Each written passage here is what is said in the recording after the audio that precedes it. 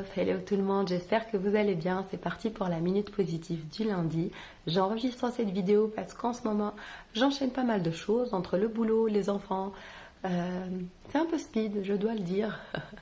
Surtout avant les vacances, je pense que voilà, le temps devient très très important. Mais je ne vous oublie pas, je vous fais une vidéo enregistrée, donc ne m'oubliez pas. Faites-moi des commentaires, vos retours, j'irai lire tous vos feedbacks. Alors, de quoi parle-t-on aujourd'hui?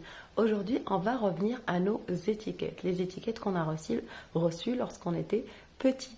Je vais vous donner mon exemple. Moi, lorsque j'étais petite, j'ai entendu souvent, je vais choisir deux étiquettes, timide et naïve. Et à l'âge adulte, en fait, j'ai commencé à revenir à ces étiquettes pour comprendre pourquoi on me qualifiait de timide et pourquoi on me qualifiait de naïve. Alors, on peut tous être timides dans des contextes donnés, on peut aussi tous être naïfs, mais quand ça devient une étiquette, c'est que c'est un comportement qui est quand même assez répété. Je regardais la timidité. On va commencer par la timidité. Et en fait, qu'est-ce que ça cachait derrière? Tout simplement, c'est ma capacité à observer avant d'entrer en contact avec l'autre. Mais c'est aussi ma capacité à aller en introspection sur moi-même. Et donc, on qualifiait ça de timidité. Je vous dirai après pourquoi. Je vous explique tout ça et je vous partage un peu mon vécu. Voilà, comment j'interprète maintenant à l'âge adulte ces étiquettes. Je vais aussi parler de naïveté, j'ai fait un post sur ça.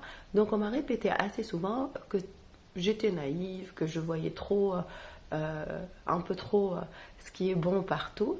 Alors, c'est peut-être de la naïveté, mais en fait, cet ingrédient m'a permis aujourd'hui, à l'âge adulte, de voir ce qui est bon chez l'autre et surtout d'avoir cette capacité à ne pas juger ni les événements ni l'autre personne et de considérer en fait que la personne est assez souvent neutre. Et vous verrez que ça, typiquement, c'est une capacité, c'est même une qualité qui permet d'améliorer les relations et d'être dans de très bonnes relations. Alors pourquoi je vous dis ça? Parce que je vais vous demander d'aller regarder les étiquettes avec lesquelles on vous a décrit petit ou petite et aller chercher ce qui est bon dans ça. Parce que chaque ingrédient qu'on a reçu, chaque trait de caractère n'est ni bon ni mauvais en vrai, mais à nous de voir en fonction de notre usage, il peut devenir bon ou mauvais. Très bonne journée à tous. Bonne journée Christophe.